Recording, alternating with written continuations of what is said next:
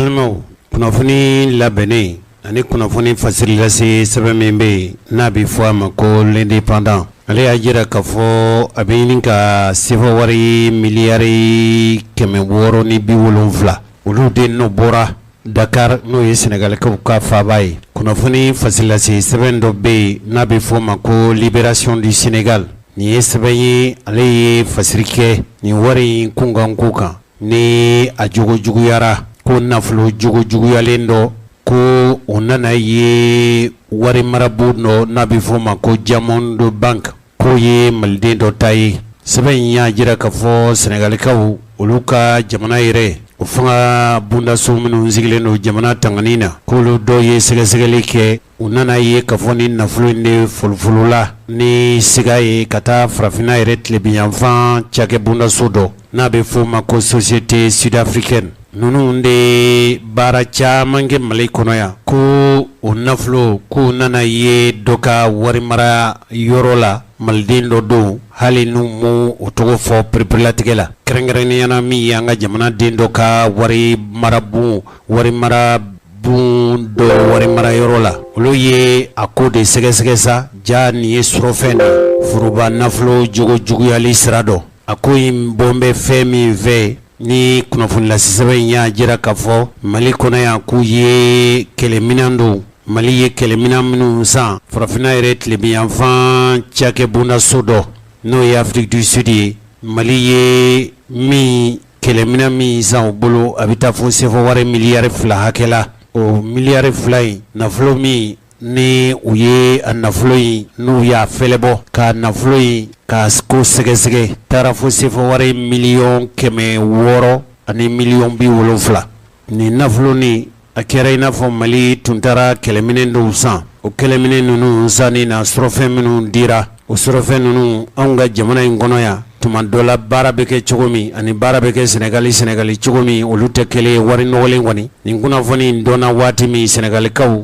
olu ka jamana sariya ɲinibaw u ye nin nafolo in u ye a minɛ ka wari bila yɔrɔ in ka kurun ka bila fɔlɔ ka ko ɲɛɲini fo ka se nin yɔrɔ in ma Sénégali bɛ ka cɛsiri bɛɛ lajɛlen kɛ u bɛ se ka Mali yɛrɛ nafolo minnu bɛ bɔ ka fɔ ka taa kɛlɛminɛnw san o kɛlɛminɛn san nafolo minnu bɛ don da fɛ o bɛ kunnacɛ cogo min Mali kolatigɛlaw fɛ sɛbɛn in kɛba n'o o ye Seydina Umar Diko yala an ka jamana marabaa minnu bɛ yen n'o ye furancɛ fanga ɲɛmɔgɔw ye yala olu bɛna nin ko in u bɛna bila minɛn jumɛn kɔnɔ ale kɔni ye nin fɔcogo la tan jamana yɛrɛ furuba nafolo jogo juguyali o sariyatigi ninnu furuba nafolo kɔlɔsili o sariyatigi ninnu minnu bɛ furuba nafolo jogo juguya yala o kɛlɛbaw o sariyatigi ninnu bɛna nin bila minɛn jumɛn kɔnɔ a bɛ tile damadɔ bɔ bi Mali sugandilen dɔ bi bolokɔni sinin don Mali ma k'a fɔ n'i ye jogo jamanaw ta u ka koloko juguya nafolo sira fɛ ko Mali y'o dangelen dɔ ye ka sabu kɛ ŋanamu minnu bɛ kɛ Mali fɛ sabu ni nafolo ŋanamu ninnu marisi kalo ka se avril kalo san 2021 ɲɔgɔn na a yera k'a fɔ a tiɲɛ yɛrɛ ye fɛn min ye ni nafolo ŋanamu ni ka jamana nafolo tiɲɛ a bɛ kɛ cogo minnu na furuba nafolo jogo juguya kɛlɛba minnu bɛ Mali kɔnɔ n'o ye Mamadu Kasogɛw ye tuma dɔ la olu ye wuli ka dɔ kɛ waati la o waati ninnu Mali den dɔw y'a jira k'a fɔ tuma dɔ la i b'a sɔrɔ furuba nafolo jogo juguyalen a kɛlɛ a bɛna taa ni sɛbɛ ye o y'a sɔrɔ Ibrahim Boubacar Keïta bɛ fanga na nka a nana ye u y'o kow datugu i n'a fɔ jakumabo yala o tuma minnu ye jamana sariyatigiw ye i n'a fɔ a bɛ fɔ cogo min olu bɛ kiiri tigɛ jamanadenw de tɔgɔ la wa yala jogo juguya wale minnu bɛ kɛ jamana kɔnɔ yan jamana kolatigɛlaw fɛ yala mun kelen pe de la minnu ye sariyatigiw ye u tɛ wuli k'o kɛlɛw ta nin jogotigilama minnu bɛ nin baara cɛjugu minnu kɛ b'a kɛ fɛn ti bɔ a la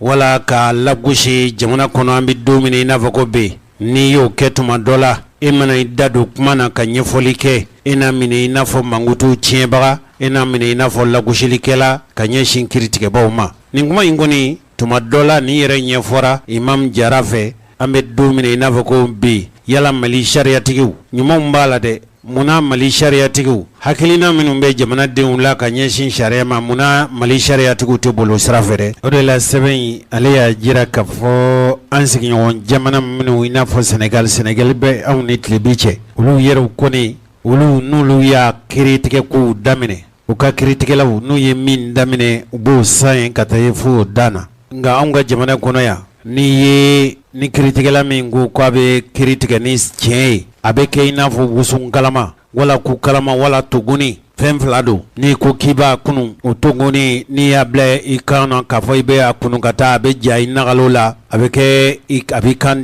jeni ka taa fɛ wala n'a kɛlɛyara i bolo ma i b'a firifiri ka bɔ i bolo ka sɔrɔ furancɛ fanga ɲɛmɔgɔ president Bandaw ale nali min kɛra fanga na a ka kuma man ca nka furuba nafolo juguyalen o nafolo o sɛgɛsɛgɛli sɛbɛnw dara d'a ma don min ale tun ye layidukanw ta jamanadenw ye a ko ale tɛna fɔ k'a fɔ ŋanamu tɛna kɛ fiyewu nka kɛ fɛn ti bɔ a la k'o banna nin kuma in fɔra a fɛ ba kuma in fɔlen a ka d'anw ye ka to ka segin kuma ninnu kan a ka d'anw ye a k'a mɛn k'a fɔ a ye layidu de ta jamanadenw ye o layidu ninnu a k'i jija don min n'a bɔra fanga na m'u k'a fɔ Bandaw i ye layidu min ta jamanadenw ye i layidu bɔ a sira fɛ dɛ kuma in fɔli tɛ anw ma a fɔli tɛ anw fɛ k'a fɔ juguman ko don dɛ a k'i jija jamana in bɛ dagun min kan n'a fɔra k'a fɔ mɔgɔw dɔw bɛ minɛ ka don kaso la kɛrɛnkɛrɛnɲɛna anw ye kunnafonilaselaw ye ni da tunna kiiritigɛlaw ka ko la cogo dɔ la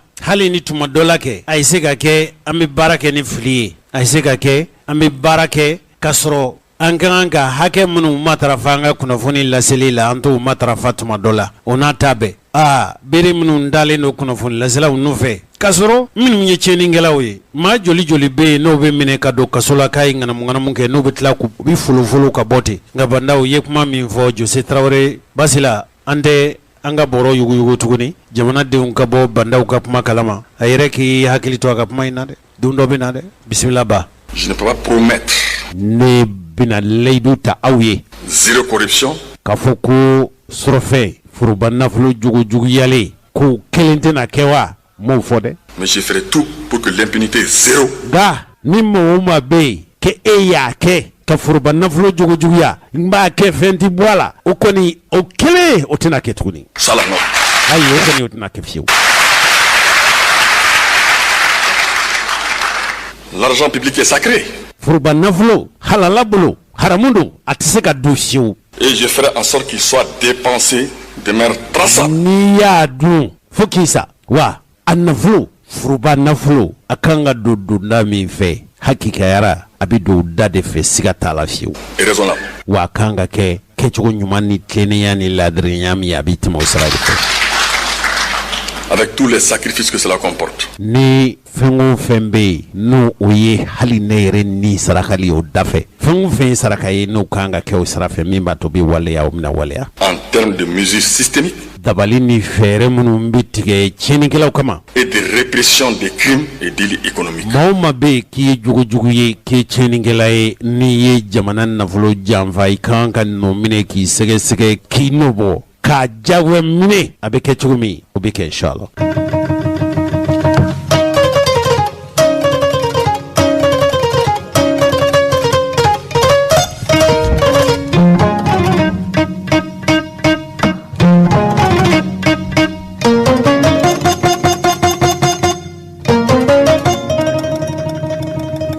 An balimaw anw tun ye layidu ta aw ye k'a fɔ an ka jamana kɔnɔ yan jamana ye mara n'o ye jamana mara ye jamana fanga ani jamana se wala jamana sew sabu se kelen tɛ jamana ye ala ta kɔfɛ jamana bɛ faso tanga o faso tanga o kuntigi sigi o kolatigɛ sigi Mali de b'o latigɛ ni sugandili ye o de bɛ kɛ jamana kuntigi ye nka o kɔfɛ marabondaso damadama bɛ yen i n'a fɔ minnu bɛ kiiriw tigɛ minnu bɛ sariyaw matarafa minnu bɛ sariyaw tanga k'u kɔlɔsi olu ye kiiritigɛbaw ye olu ye sariya matarafabaw ye olu ye sariya kɔlɔsilikɛlaw ye o kɔlɔsilikɛlaw olu dama fanga sigilen ye faso fɛ ninnu de kɛn bɛ ka surunadon tɔn fila sigi u yɛrɛw ye o fɔlɔfɔlɔ o ye syndicat autonome de la magistrature ye, o filanan o ye syndicat libre de la magistrature ye. N'i y'a ye k'a fɔ i ye ko o ko kɛ ko i ni nɔminɛli ka kan, an ka jamana finitigiw b'i minɛ k'i bila mɔgɔ minnu ka bolo kan. N'olu ko i ka don kaso la, i bɛ don kaso la. Fɛn o fɛn bɛ Mali kɔnɔ a bɛ boli sariya de sira kan. O sariya sira minnu taara Mali fɛ, minnu bɛ yen n'olu y'a kalan kɛ, olu laban olu de bɛna kɛ o sariya matarafabaw ye. Ntɛnɛn tɛmɛnen n'o bɛna mɛn kalo tile 17 ma, o sariya matarafabaw n'o kiiritigɛbaw ni kurinɔbɔbaw de ye kunnafonilaselaw wele. Jamana yɛrɛ sannada kiiribulon n'o ye Cour suprême ye, o ka daga la. Nin kiiritigɛla ninnu ka tɔn ɲɛmɔgɔ bolofara 2 bɛɛ lajɛlen, o ɲɛmɔgɔbaw n'o ye Mamadu Kasoge ye ani Hadi Maki Sall, ninnu n'u yɛrɛw ka kɔlɛw ka baarakɛ kɔlɛw n'u ka tɔndenw o ni kunnafonilaselaw ye barosigi kɛ. O barosigi senfɛ min yɛrɛ ye u ka kow ɲɛnabɔba ye n'o ye secrétaire administratif ye, n'o ye Jakarija Bagayogo ye ani Muhamadu Yatara. Barosigi kɛbaw fɛ olu yɛrɛw ka fɔ cogo la fɛn o fɛn bɛ kɛ olu fɛ, sariya ye sira minnu di olu ma, sariya ye minɛn min sigi, sariya ye min fɔ olu tɛ se ka sago u kan. N'o tɛ olu bɛ kɛ sariya kankɔrɔ sɔsɔba ye min ye jamana sariyaw ye. U da sera fɛn min ma kɛrɛnkɛrɛnnenya la ko mɔgɔw u da labilalen don. A bɛ fɔ min ma ko liberté d'expression, bɛɛ k'i fɛ la fɔ, liberté d'opinion, i ka kundilenna n'i ka hakilina ye fɛn min ye ani miiriya ye fɛn min ye. U y'o ɲɛfɔli kɛ, u da sera fɛn min ma o ye an bɛ don min i n'a fɔ ko bi cɛkɔrɔba ni musokɔrɔbaw tuma dɔ la aw denw n'aw mɔdenw an'aw tulomasamaw u b'u ka telefɔni jira aw la, aw sigilen aw ɲɛ bɛ aw somɔgɔw la, aw ni minnu tɛ kɛnɛ kelen kan. Tuma dɔ la ala tɛ jamana kelen kɔnɔ, tuma dɔ la ala tɛ gun kelen kan. I b'a sɔrɔ aw bɛ Mali gun kan n'o ye farafinna gun ye. A den minnu sigilen don nansarala n'o ye Europe jamana ye, wala minnu sigilen don lamɛrikɛn gun kan, wala minnu sigilen don diɲɛ yɛrɛ kɔrɔn seleke gun kan n'o ye arabu jamanaw ani chinois ni japonais jamanaw ye. Sabu maliden sigi bɛ diɲɛ fantan 4 bɛɛ lajɛlen fɛ. Aw n'olu bɛ se ka ɲɔgɔn kuma ɲɔgɔnya i n'a fɔ aw sigi bɛ kɛnɛ kelen kan ka baro kɛ. O baro sigi ninnu minnu bɛ kɛ u bɛ lasɔrɔ cogo min u b'a fɔ olu de ma ko réseaux sociaux. U bɛ lahalaya min na bi olu y'a jira k'a fɔ nin bololɔ nin kunnafoni segin kɛra sabu ye adamadenw ka ɲɔgɔn lasɔrɔ kibaruyaw la. A y'o nɔgɔya, a y'o sɔn nɔgɔya kosɛbɛ, nka tuma dɔ la a bɛɛ tɛ ɲuman ye u yɛrɛw ka fɔcogo la. Olu y'a ye n'o ye jamana kiiri nɔbɔbaw ye ka i dafa mɔgɔ la, wala ka fɛn fɔ k'a da mɔgɔ la min ye nkalon ye, nkalontigɛ damatɛmɛ.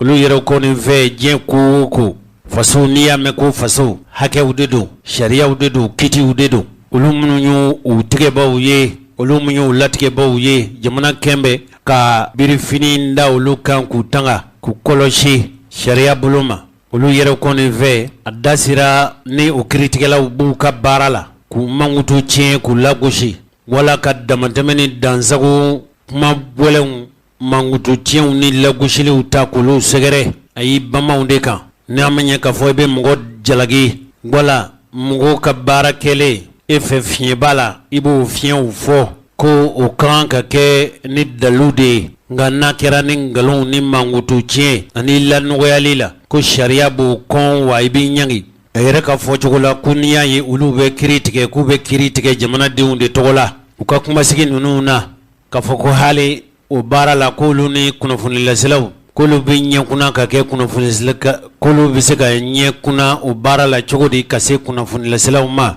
k'olu tɛ se ka kɛ kunnafonilaselaw jugu ye sariya sira kan fiyewu. U yɛrɛw ko ten k'olu ye kiiri nɔbɔbaw ni kiiritigɛbaw ni nɔminɛlikɛlaw sariya sira fɛ. Olu ye olu ka tɔn ka baarakɛlaw ka tɔn ɲɛmɔgɔw de ye. U sigi kun ye u yɛrɛw bɛ se k'u ka hakɛw matarafa cogo min. A ko maa o maa bɛ yen ni miiri la k'a fɔ i mankutu tiɲɛna ka t'i dama kasi kiiri la n'a bɛ f'o ma ko porter plainte, ka maa wele kiiri la k'o ye nin k'i la o ye nin fɔ i ma, o ye nin tɔɲɔni jugu ta ka sɛgɛrɛ, o ye hadamaden o ye maliden bɛɛ ka hakɛ de. Wa minnu bɛ yen olu minnu y'a baarakɛlaw ye olu kan tɛ mɔgɔ ka juru la, wa u kan yɛrɛ man ka kɛ mɔgɔ ka juru la. Kiiritigɛla ninnu siri tɛ u tɛ foyi ka u tɛ fanga si ka mara kɔnɔ, olu bɛ baara kɛ u diinɛ n'u ŋaniya de la. A yɛrɛ ka u ka fɔcogo la ni i kɔni ye olu k'i dama kasi k'i wele kiri la i b'a sɔrɔ dalu de b'u bolo wa tuma o tuma ni mɔgɔ bin n'u kan sariya ye sira d'i ma u k'i nɔ minɛ wa k'u b'i nɔ minɛ koyi n'u y'a ko lajɛ ni ji ɲɛma jɔlen ye u b'a lajɛ ni ji ɲɛma jɔlen ye koyi o de la n'i y'a ye k'a fɔ olu ye maa o maa sigi joona k'i kiri wala k'i dama kasi k'i wele kiri la i b'a sɔrɔ dalu b'u bolo ko de y'a to olu ka dalu caman bɛ yen ɲɛ bi sɔrɔ a la k'a fɔ ko olu bɛ kiri tigɛ n'u ni dungɔ ye maa fila bɛ ko kelen kɛ sisan ni min y'u fɛ maa ye u bɛ u tanga ni min t'u hakilila ye u bɛ sariya bolo kan ko a tɛ kɛ o kɛcogo la ni kiri jaabi ni kiri kɛra sisan kiri jaabi bɛɛ bɛ se k'i fɛ la fɔ a la nka mɔgɔ min ye kiri tigɛ k'u lagosi k'u mankutu tiɲɛ e k'i t'a fɔ ko u buruja ko sariya tɛ sɔn o de ma ko sabu baara ma nɔgɔ olu bolo tuma bɛɛ lajɛlen na i ma kiri tigɛ cogo o cogo a na dajiya dɔ la wa a na dagoya dɔ la hali tuma dɔ la maa min ye damakasiba ye olu yɛrɛ kɔni k'a fɔ cogo la ko tuma dɔ la kiri tɛ diya olu la mɔgɔ caman bɛ bi min kɛn bɛ ka sariya matarafabaw ni kiritigɛbaw k'u sɛbɛkɔrɔ jalaki dɔgɔkun tɛmɛnen a kɛra mɔgɔw ɲɛna i n'a fɔ furuba nafolo juguyali min bɛ kɛ sɔrɔfɛn ni ŋanamu ani nafolo bɛ tiɲɛ cogo minnu na ka kɛ i n'a fɔ olu minnu ye kiritigɛbaw ye olu yɛrɛw tɛ nɔ minɛ olu yɛrɛw tɛ sɛgɛsɛgɛ olu yɛrɛw tɛ fɛsɛfɛsɛ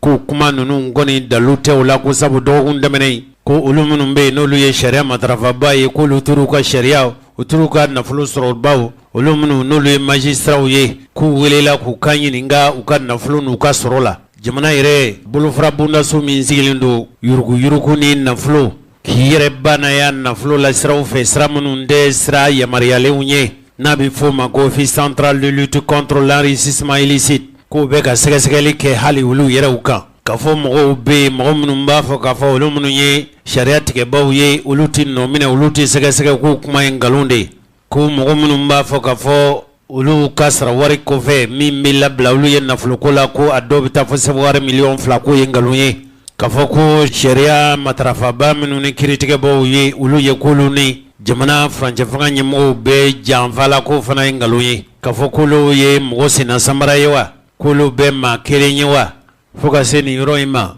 mɔgɔ dɔw y'a jira k'a fɔ furancɛ fanga ko a ye dɛmɛ ta k'olu sɛgɛrɛ wala a ka nafa n'a ka tɔnɔ sira olu ma ko fana tɛ tiɲɛ ko fɛn minnu bɛ olu bolo o dira olu ma kabini san 2000 ani san 19 o ni furancɛ fanga ɲɛmɔgɔw tɛ dalu kelen na tɛ sira kelen fɛ yɛrɛ nin de kɛnɛ kan u y'a jira k'a fɔ olu minnu ye jamana sariya matarafabaw ye ko jamana cakɛbondaso min sigilen don furuba nafolo o ko sɛgɛsɛgɛli la nafolo o nafolo n'i b'o sɔrɔ k'i yɛrɛ banaya n'a ma sɔrɔ ni sira jɛlen ye o cakɛbondaso min bɛ yen n'o ye office central de la lutte contre l'enrichissement illicite ye k'o ye UNTM n'o ye baarakɛlaw ka sɔrɔnadɔntɔn ɲɛmɔgɔ dɔw k'u ka nafolo sɔrɔlen don minɛnw la ko n'i y'a ye kɛlɛ o kɛlɛ bɛ senna bi ko kɛlɛ sabu de y'o ye olu dun ka jɔda ye fɛn min ye k'olu n'u jɔda in facogo ɲuman yɛrɛ la koyi kuma ninnu caman bɛ yen a kɛra nanzarakan na basi la an k'a lajɛ n'an sera k'a dɔw lase bamanankan na. L'outrage se caractérise chaque fois que mankutu lagosili lanɔgɔyali ka hadamaden lanɔgɔya o bɛ waleya ka ɲɛsin kiri ani sariya matarafaba ma tuma o tuma n'a y'a sɔrɔ les critiques jalakiw ne visent pas n'o tɛ tali kɛ kɛrɛnkɛrɛnnenya les faits ou la décision de justice kiri tigɛra ni dalu minnu ni sariya kolo minnu ye n'a tɛ jalaki tɛ talikɛw kan bɛɛ mais que les critiques visent la personne même du juge nga maa min kɛra kiritigɛba ye ni sariyatigi don k'o yɛrɛ bakun a yɛrɛ kɛrɛnkɛrɛnnen ɲɛna k'a lagosi k'a mankutu tiɲɛ k'a lanɔgɔya gansan il y a un droit n'o kɔni kɛra bɛɛ kɔni pour le monde de la presse pour les citoyens anw yɛrɛ kɔni fɛ ka aw minnu ye kunnafoni lasebaaw ye aw minnu ye jamanadenw ye anw kɔni b'a fɛ dɔn de critiquer les décisions de justice jaabi minnu bɛ di kiri la o jaabi ninnu o sigi cogo sariya ye a fɔ cogo min o kɔni bɛ se ka tɛrɛmɛ o bɛ se ka walanwala ni sariya kɔnkɔrɔ sɔsɔ wale kɛra o la. Mais critiquer les magistrats, l'atteindre dans sa personne. Nka ka kiritigɛba ka a lanɔgɔya k'a lagosi k'a kɛ ɲuguntɔnfɛn ye o kɔni ye est contraire à la loi. O ye sariya kankɔrɔ sɔsɔ wale de ye o ye sariya sina de ye ka fɛn fɔ fɛn min ni sariya ti bɛn fiyewu. Cela est constitutif d'outrage. Wa ni dun y'o kɛ o kɔrɔ ye k'i ye lagosili gansan mankutu tiɲɛ ani tɔgɔ tiɲɛ gansan k'i y'o se sariyatigi ma n t'a dɔn ni outrage bɛ se ka lakale ten aw minnu ye sariyatigiw ye Adama Sogodogo i tulo bɛ kuma na ani sariyatigi tɔw ni n y'a fɔ cogo min n'o tɛ aw bɛ se ka n wele k'an bilasira. Toute attaque de la personne du magistrat pouvant. Fɛn o fɛn bɛ yen n'o ye kɛlɛ bɛnzɛngɔniya ni kɛlɛ jugu ani lagosili ta ka kiritigɛla sɛgɛrɛ ten gansan. L'atteindre dans sa considération. Bonya min b'a yɛrɛ yɔrɔ a ka baara la k'a lagosi o sira fɛ. Pouvant l'atteindre dans l'estime qu'il a pour sa personne. A yɛrɛ bonya min b'a yɛrɛ bila a yɛrɛ la mɔgɔw ka bonya minnu b'a kan a yɛrɛ bɛ hikama min kɔnɔ k'o lagosi. Est constitutif d'outrage. Ni kɔni y'o kɛ i ye lagosi ni mankutu tiɲɛ gansan ani tɔgɔ tiɲɛ gansan tɔgɔnɔgɔ i y'o ta k'o a sɛgɛrɛ. Et donc, o la sa il est bon a ka kan a ka faamu que dans vos prises de position aw minnu bɛ yen n'aw ye kunnafonilaselaw ye n'aw kɔni bɛ fɛla fɔ kiri ko kan dɔrɔn vous teniez compte de ces paramètres-là. F'aw ka nin ko ninnu dɔn k'u ɲɛdɔn k'u fɛsɛfɛsɛ aw yɛrɛ k'u dɔn ka baara bɛ se ka kɛ kɛcogo ɲuman min na. Nous ne sommes pas anw yɛrɛ ko nin tɛ fiyewu contre évidemment les citoyens. K'a fɔ ko anw ye jamanadenw jugu ye wa ko anw bɛ jamanadenw kɔ na wa ayi dɛ. D'ailleurs la justice est rendue au nom du peuple. An b'a fɔ aw yɛrɛ ye k'a fɔ kiiri bɛ tigɛ jamanadenw de tɔgɔ la o. Nous ne pouvons pas être contre la presse. Anw tɛ se ka kɛ kunnafoni kɛbaaw ni kunnafonilaselaw an tɛ se ka kɛ aw kɛlɛbaa ye an tɛ se ka kɛ aw jugu ye an tɛ se ka kɛ aw kɔ na. Vous nous êtes d'un soutien. Aw ye anw dɛmɛbaaw de ye. Inestimable. N'a tɔnɔ nafa tɛ dɔn ka ban fiyewu. C'est grâce à vous que. Aw de sabula ni anw. Évidemment les citoyens nous comprennent. Ni jamanadenw bɛ anw lakodɔn k'anw faamu an ka baara cogo la. Donc nous sommes évidemment tous des soldats. Anw bɛɛ lajɛlen ye kɛlɛcɛw de ye aw ni anw kiritigɛlaw ni aw kunnafonilaselaw an ye kɛlɛcɛ ye. Pour l'animation de la vie démocratique. Min bɛ bɛɛ y'a ɲɛnamaya min bɛ démocratie ɲɛnamaya ka a tɔnɔbɔsiraw bɔ. Pour rien au monde la justice ne peut être contre la presse. Cogo si la diɲɛ dugukolo kan k'a fɔ kiritigɛlaw ye kunnafonilaselaw jugu ye o bɛ se ka kɛ cogo di. Ou contre les citoyens ce n'est pas possible. Hali min ye jamanadenw ye kɛ yala kiritigɛlaw bɛ se ka kɛ jamanadenw jugu ye o tɛ se ka kɛ o. Mais seulement. Nka. Nous exerçons des professions. An bɛɛ lajɛlen bɛ caw de la ca minnu. Nous jouissons des droits et libertés qui doivent simplement. An bɛɛ lajɛlen hakɛ de b'an bolo baara la matarafa siraw de b'an bolo tɔngɔni siraw de b'an bolo. S'exercer dans le cadre de la légalité. N'an bɛ baara min kɛ baara in kan ka kɛ ni sariya de ye. Nous entendons. An b'a fɛ ka min kɔnɔ ka bɔ aw yɔrɔ. Des récriminations contre le sang et le cinéma. An bɛ lamɛnli kɛ tuma bɛɛ la k'a ye k'a fɔ kiiritigɛbaw ka surunadon fila n'o ye silima ani san min mɔgɔw b'an jalaki an b'o jalaki kumaw mɛn koyi. Qui selon certains. Dɔw kɔni fɛ dɔrɔn. Ne défendent que leurs militants. Ko anw surunadon fila n'o ye kiiritigɛlaw ka surunadon filaw ye baara wɛrɛ tɛ anw na k'an ka tɔndenw lafasa dɔrɔn. Ne réagissent, ne portent plainte que lorsque des magistrats sont victimes d'injures ou d'outrage. Anw kɔni k'an tɛ an lama fiyewu fo n'a y'a sɔrɔ lagosili tɔgɔ lanɔgɔyali ni mankutu tiɲɛ taara ka kiiritigɛbaw sariya matarafabaw ani sariya kɔlɔsilikɛlaw sɛgɛrɛ. C'est l'occasion pour nous de dire que. Nin kɛnɛ in de ye kɛnɛ ye min b'a to anw bɛna fɔli kɛ. De préciser tout d'abord que nous sommes. Ka pereferilatigɛ di k'a fɔ anw kɔni. Des syndicats de magistrats. Anw ye sariya nɔbɔbaw ni kiiritigɛbaw ani sariya kɔlɔsilikɛlaw ka hakɛ ɲinitɔnw de ye. Et en tant que syndicat de magistrats vous conviendrez avec nous. O tuma n'anw ye sariya nɔbɔbaw ni kiiritigɛbaw ni nɔminɛlikɛlaw ka surunadonba ye aw ka kan ka sigi k'a dɔn kɔni. Que notre action ne doit viser. Anw bɛ fɛn o fɛn kɛ o kan ka kɛ ni hami kelen min ye. Que la défense des intérêts matériels et moraux de nos militants. anga tonde munumbe uka hakew uka soro anu mangutu o koloshili no tangali ye anga bara yode et de l'institution judiciaire. ani fango fembe no betalike ukununu kan sharia sraka. Mais maintenant, Sisan ngoni sa vouloir que le Sam et les Slimans portent plainte parce que kafo ko suruna dumbaw no ye sharia tikelaw sharia no bobaw ni kiri no baw ka suruna dun ton ka bara bela jeli damakaji dronde un ministre a été injurié ou qu'un député a été injurié, ministri wala sharia tigi do ko o nomneli do wala kebo no fewa les Sam et les Slimans sortiraient de leur rôle.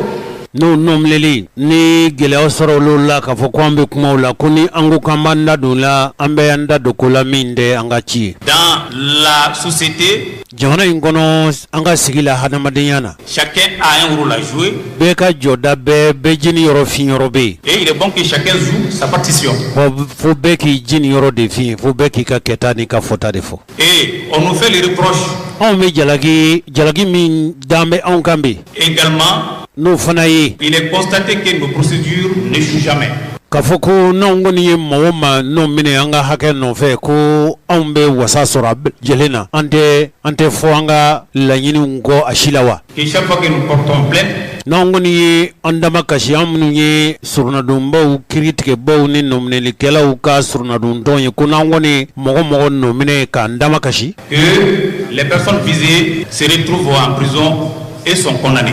o mogo nunu ngoni binyini na senda me bienga wala kiritikela yere kako on yere de ako jujombaw ye ako bilaban de fe ko tuma on ngoni te nomleli ke ko o nomleli ko laban ko te kiri ko tikitita kasola wa ko tikewa. Sur ce point, je voudrais o ko ngoni na kerengera ntumba fe vous assurer de ce que ka hakila tike ko nous sommes des syndicats responsables on ye hakenyini namnu ye on ka on be anga ko keta unanga ko fotaw amo dongoy porter plainte est un droit idama kashi kirila hakedo pour nous lorsque nous estimons que véritablement les conditions sont réunies pour non cela. limani yana tuma o tuma kafo ko dama kashili onga hakenyini na ku ni keli kaka tuma o tuma koni Mais que les juridictions que nous saisissons gardent toute leur liberté ambe kritikala mnu na yandama kashulu la hali na unye kritikala uga hakenyini ntoye na ngoni yandama kashulu la tuma o tuma kan horo yalendo u dine ni ngani ya sharia ye mi fo u bitaw sara de fe toute leur liberté, toute leur indépendance u ka kana blali do yera u deba laje u ni u dine ni ngani ya ni sharia ye mi fu ye anga jurutu kana koy quant à l'appréciation objective des faits que nous déférons par devers elles. Dama kashili minke ula u dama kashi nunu ni ko serama nunu nanye utaku sagare ulu deba laje ulu munu ye sharia tigi uni ako jalati bawye u dine nu ngania ani u ka kodon u ka famia u blasra muka u bara de kenoi Nous ne les influençons pas dans leur travail. Angoni sewerete onye ka u karaba wala ka u blasra kan srami ye anga hakina ko karaba u kan wa ide. Ce sont des femmes et des hommes responsables qui analysent. No buka bara la wu yere do buka bara do u ba ke chogodo. Qui analysent objectivement la situation. U be ko de la jeni jinyama jole. Et qui prennent les décisions qui s'imposent. Wa ani jabi minkaka ani mine chogo minkaka ubuke. Et si nos procédures anga nomleli wale nunu damakashi usrafe n'échouent jamais ou n'échouent que rarement, c'est parce que niya ye kafo on manan damakashi moma kona kafo ku ande wasasorwa wala anga wasasoro kachawa ambe wasasorwa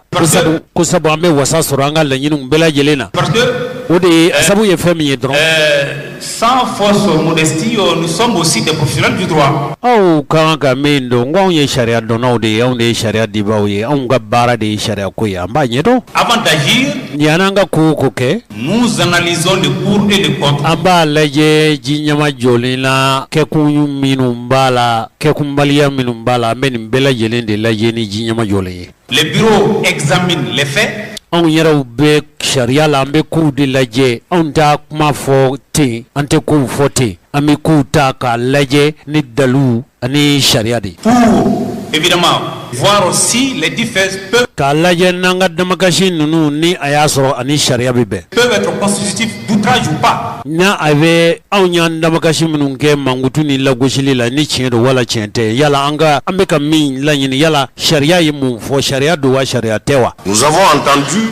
An balimaw nin tun ye Jakarija Bagayogo ye bisimila Basila. Nous avons entendu. An ye lamɛnli kɛ an y'a mɛn. Ça a été un message véhiculé de façon énergique. A kunnafoni cirina ni nimaya yɛrɛ ye koyi. Que les magistrats ko sariyatigiw ni sariya nɔbɔbaw ni sariya kɔlɔsilikɛlaw ne sont pas assujettis k'a fɔ ko olu nin tɛ sɛgɛsɛgɛli la au contrôle ka a ɲɛɲini k'a ɲɛdɔn de l'OCLEI à travers minnu ka baara ye nafolo minnu bɛ baarakɛlaw bolo ni nafolo in sɔrɔ ni jɛlenya ye la loi sur l'enrichissement illicite. furuba sariya min talen don mɔgɔ k'i yɛrɛ banaya nafolotigiya la ni sira fɛ sira min tɛ sira jɛlenw ye. C'est une contre-vérité. ko anw tɛ sɛgɛsɛgɛ o kuma la wa o tɛ ko anw tɛ sɛgɛsɛgɛ i n'a fɔ tɔw bɛ sɛgɛsɛgɛ cogo min nin kuma kɔni nin ye galomajira de ye nin tɛ tiɲɛ kuma ye. Parce que on le dit sabu an bɛ min fɔ aw ye aujourd'hui, bi kɔni allez-y, la loi elle est disponible. a ye taa sariya kolo in lajɛ a la sariya sira in ni sariya kolo in bɛ yen. Tapez dans Google tout de suite, vous allez retrouver la loi ni maa min y'a ɲini bɔlɔlɔ sira fɛ i bɛna sariya in ye qui prévoit la lutte contre l'enrichissement illicite. En son article 9, il est explicite a sariya kolo kɔnɔntɔnnan na a perefilatigɛ dilen don a la koyi que les magistrats également ko minnu ye sariyatigiw ye nɔminɛlikɛlaw sariya nɔbɔbaw ani kiiritigɛbaw ye sont tenus de faire a bɛ wajibiya o fana kan les déclarations u ka dantigɛli kɛ de biens. u bolola nafolo u ka sɔrɔw la. Il est dit également a perefilatigɛ b'a la fana que les magistrats sont assujettis o sariyatigi n'o sariya nɔbɔbaw ni kiiritigɛbaw ni sariya matarafabaw fana olu fana a wajibiyalen don u kan au contrôle. u fana ka kɔlɔsi k'u sɛgɛsɛgɛ k'u nɔbɔ. Et nous avons, nous les syndicats, la preuve et la certitude aujourd'hui anw minnu ye hakɛ sariyatigiw ka hakɛ ɲini taw la dalu ni a sabu ɲuman bɛ an bolo bi k'a dɔn perefilatigɛ la que des magistrats ont fait des déclarations de biens ko sariyatigiw sariya nɔbɔbaw ni kiiritigɛlaw fana nafolo min bɛ u bolo u fɛla nafolo min bɛ u bolo k'o nafolo ninnu k'o fana sɔrɔli sɛgɛsɛgɛli a bolo dara wa u ɲininkara u ka nafolo sɔrɔtaw la au niveau de l'OCLEI. sɛgɛsɛgɛlikɛlaw fɛ minnu bɛ mɔɔw ka sɔrɔ sɛgɛsɛgɛ n'a y'a sɔrɔ y'a sɔrɔ n'i ye baarakɛla ye n'i ye furubacakɛla ye n'a y'a sɔrɔ y'a sɔrɔ ni jɛlenya ye. Nous avons la confirmation anw ye perefilatigɛ sɔrɔ koyi que l'OCLEI procède à des enquêtes minnu ka baara ye nafolo baarakɛlaw ka nafolo minnu sɔrɔ min b'u bolo k'a lajɛ n'a sɔrɔlen don ni jɛlenya ye aujourd'hui sur des magistrats. ko olu ye sariyatigiw fana nɔbɔ u ka sɔrɔ n'u ka nafoloko la. À aucun moment, waati si la tuma si la à aucun niveau, fan si fɛ les magistrats n'ont voulu mettre un obstacle à ces enquêtes-là. tuma si don kelen na sariyatigiw ma wale kɛ wale minnu n'o ye banamini ye ninnu n'u ka baara n'u ka sɛgɛsɛgɛli cɛ hali olu minnu ye sariyatigiw ye sɔrɔ ni nafolo min b'u bolo k'u ɲini ka yala u y'a sɔrɔ ni jɛlenya ye k'o sɛgɛsɛgɛ bolo da olu ma foyi kɛ min bɛ ninnu bali u ka baara la. siratigɛ la sa. Aller dire publiquement ka taa fɔ kɛnɛ kan panparan pour prendre prendre don a bɛ yen o a labilalen don. vous pouvez vérifier et nous avons la confirmation aw bɛ se ka taa sɛgɛsɛgɛ wa anw ye perefilatigɛ sɔrɔ que des magistrats ont fait des déclarations de biens. sariyatigi minnu ni sariya nɔbɔba minnu n'olu bɛ mɔgɔw nɔ bila olu fana ye u bolola nafolo bolola sɔrɔ bɛɛ i dantigɛ k'i ka sɔrɔ min b'i bolo sɔrɔ la ka kɛnɛmaya ka lankɛnɛmaya ka ɲɛfɔ y'a sɔrɔ cogo min. Quand l'OCLEI procède à des enquêtes, on n'informe pas. ni sariyatigiw furuba nafolo wala minnu sɔrɔ o sɔrɔ bɛ baarakɛla la o nafolo mugu minnu n'o sɔrɔ min b'i bolo k'a sɛgɛsɛgɛ n'i y'a sɔrɔ ni jɛlenya ye n'olu b'u ka baara kɛ u ka baara kɛlen kɔfɛ u t'a da lɛfɛ la ka yaala bɛɛ ka ye. Ils le font Mais on n'informe pas, on ne dira pas aux juges. Voilà, nous sommes en train d'enquêter sur vous.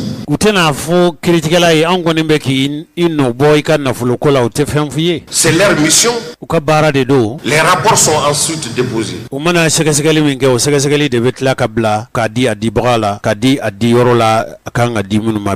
Donc dire que les autres fonctionnaires sont assujettis et que le magistrat n'est pas assujetti,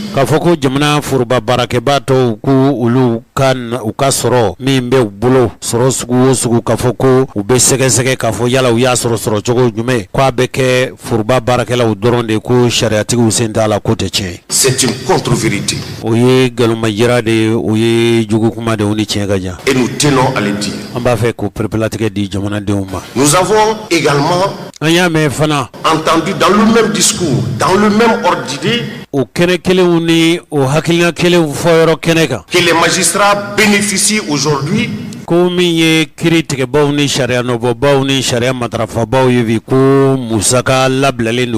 de primes de plus de 2 millions.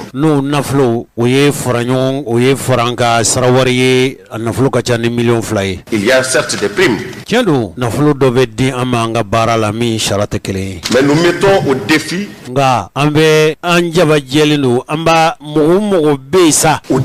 aujourd'hui.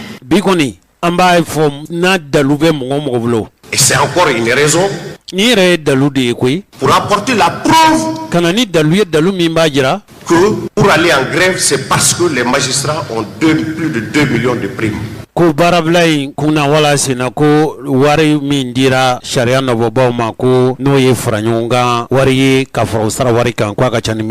C'est des contre-vérités. Le magistrat, comme tout autre Malien, est injusticiable.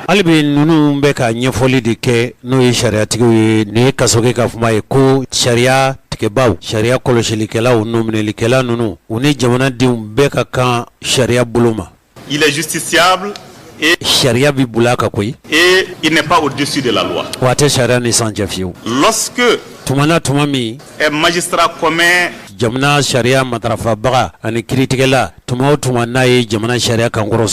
une infraction, donc un comportement contraire à la loi, on peut rechercher sa responsabilité conformément à la loi. Seulement le magistrat étant une personnalité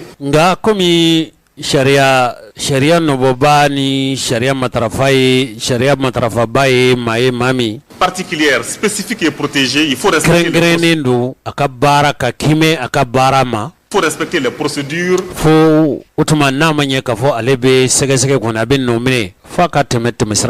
Pour y arriver,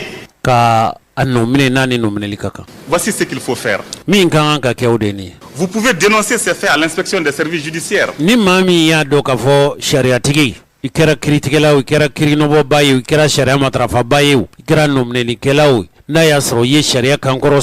Vous pouvez saisir le ministre de la Justice. C'est fait à l'inspection des services judiciaires. Vous pouvez dénoncer ces faits à l'inspection des services judiciaires. Vous pouvez saisir le ministre de la Justice. Un procureur, le procureur compétent peut être saisi.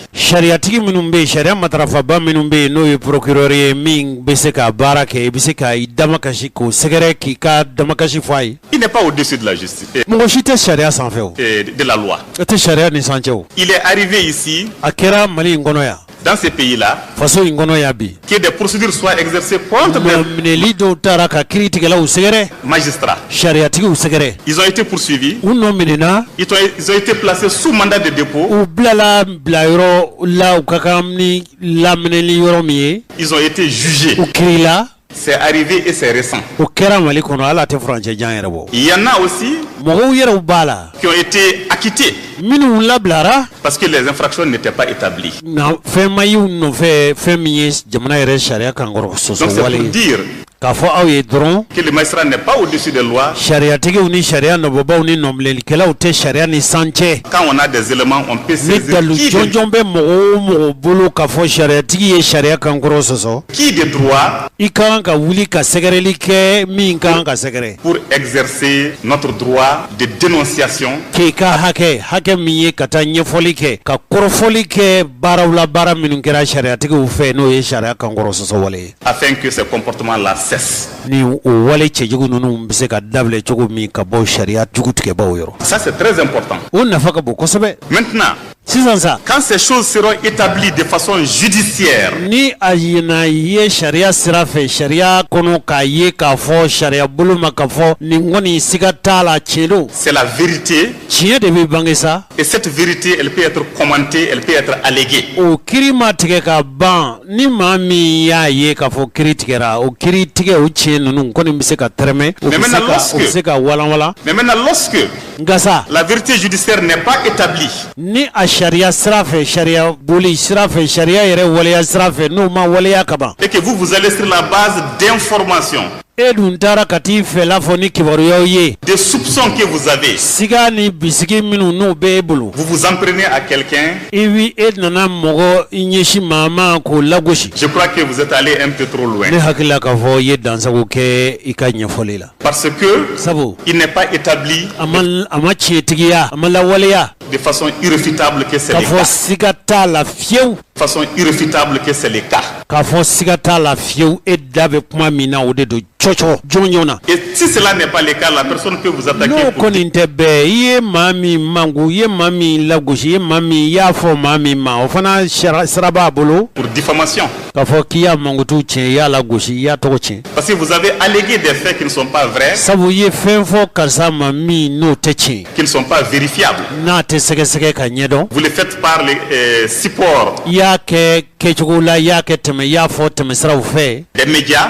n'o ye kibaruya bɛ ciri segi mini ni minɛnw ni kibaruya bɛ lase sira minnu fɛ. Vous êtes dans la diffamation. kɔrɔ ye k'i ye mɔgɔw kɔni i y'a gosi i y'a lagosi ka mankutu tiɲɛ ka tɔgɔ tiɲɛ gansan juguya la. Vous dites des propos kɛ ye fɛnw fɔ. qui touchent à son honneur, à sa dignité. i y'a lagosi ka mankutu tiɲɛ ka a tɔgɔ tiɲɛ a k'a ka danbe lagosi. À sa délicatesse. a yɛrɛ lahalaya gwɛlɛnw na i ye tiɲɛni fɔ i ye tiɲɛni se olu ma. Vous êtes dans l'outrage. o kɔrɔ ye k'i ye dansago mankutu tiɲɛni lagosili la.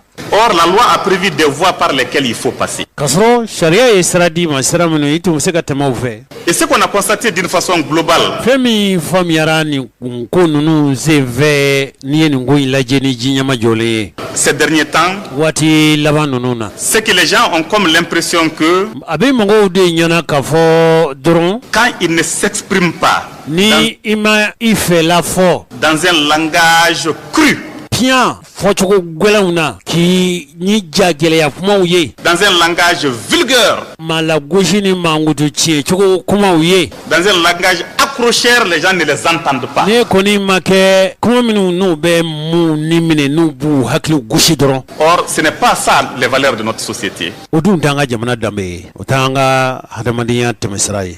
On peut tout dire, mɔgɔ bɛ se ka fɛn bɛɛ fɔ. tout dire de façon nette, fɛn bɛ se ka fɔ ni jɛlenya ye. sans injurier. k'a sɔrɔ i ma maa si nɛni i ma maa si lagosi i ma maa si nɛni. On peut tout dire sans calomnier. maa bɛ se ka i fɛla bɛɛ fɔ k'a sɔrɔ i ma jugu nkalon da maa na i ma maa lagosi nkalon kan i ma maa mankutu tiɲɛ fɛn na fɛn min tɛ tiɲɛ. On peut tout dire fɛn bɛɛ bɛ se ka fɔ. maa bɛ se sans k'i fɛn blesser bɛɛ la personne dans son honneur, k'a sɔrɔ i ma mɔgɔ jogin a tigi danbe la. dans sa dignité. i ma mɔgɔ jogin a tigi ka hɔrɔnya na. La justice et le peuple sariya ani jamanadenw doivent cheminer ensemble. olu ka kan ka tɛmɛ u ka kan ka sira kelen de minɛ u ka kan ka kuntilan kelen de ta. Et nous sollicitons votre aide, anw bɛ aw ka dɛmɛ de ɲini o sira fɛ. votre concours a ka aw seko n'aw jeniyɔrɔ fin o baara la. pour nous aider k'an dɛmɛ. à améliorer nos pratiques tous les jours. an bɛ baara min na n'o ye kiiritigɛ baara ye diɲɛ don o don an ka dɔ fara an ka baara dilanko cɛɲi a n'a a kɛcogo ɲuman kan. Et cela, vous pouvez le faire à travers des critiques aw bɛ se k'o fɔ aw bɛ se k'o fɔ ni aw ka jalakiw ye. objectives. jalaki wuni ye jalaki ɲumanw ni jalaki tilennenw ye. Des critiques constructives. K'an jalaki min b'a to an bɛ an fiɲɛw ladila. Des critiques saines. Jalaki minnu n'olu ye jalakili kɔnɔjɛya ɲini jalakiliw ye minnu ye ɲuman kumaw ye. Des critiques portant sur nos décisions. Anw ye kiiri minnu dɛgɛ sariya ye a fɔ an y'an ka tigɛ cogo min n'a y'a sɔrɔ an y'a kɛ o sira fɛ wala an m'a kɛ o sira fɛ an ka sariya tigɛw la a bɛ se k'an jalaki olu la. Yusuf Muhammed Ali Bachili a ka minɛli a y'a to faramafɛn dɔw bɔr'u fara kɔnɔ koyi. Jamana in biɲɛ kura bɔ tɛ wa a tɛ taa woyo ko ni bɛɛ y'i ka fiɲɛ dɔn tuma dɔ la a bɛ dilan hali n'a ka minɛli danna ne ma fɔ k'a ka minɛli ɲana dɛ k'a diyara ne ye dɛ o tɛ dɛ nka n'i y'a ye sariyatigiw bɛ bɔ k'a fɔ bɛ nin kuma in kɛ ale ka ko b'a la ani UNDM fana UNDM ni Mali baarakɛlaw ka sɔrɔnadon tɔnba ni jamana marabaaw fɔra ɲɔgɔn kɔ ko minisiri ko dalu bɛ olu bolo ka baarakɛla ɲɛmɔgɔ caman minɛ jamana in fana bɛ bolo min kan bandaw nalen min kɛ nka ye kuma dɔ fɔ o tɛ tiɲɛ e yɛrɛ ye bandaw ka kuma lase o a ye mun fɔ a ko k'a fɔ ko surɔfɛn minɛ ni yurugujurugu k'o bɛ ban wa k'o tɛ kɛ fiyewu k'ale m'o fɔ dɛ nka ni maa o maa y'a kɛ bi ta kɔ bi ta ɲɛ k'i tɛna to yen dɛ a m'o fɔ wa biɲɛkurabɔ tɛ taa woyo kɔ jamana in an t'a kan sa wa. Jazakallahu khaira ala ka wusara ni